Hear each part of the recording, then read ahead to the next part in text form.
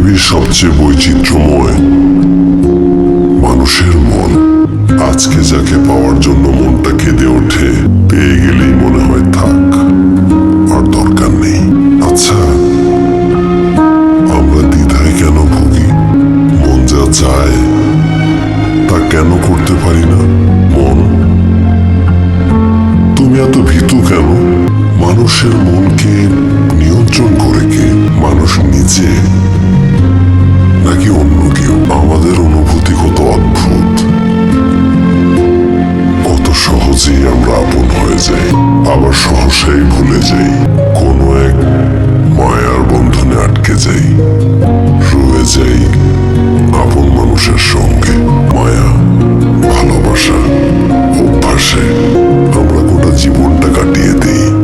কত সৌভাগ্যবান তারা যারা বেঁচে থাকার মানে খুঁজে পায়, কিন্তু বাস্তবতা অনেক নিষ্ঠুর।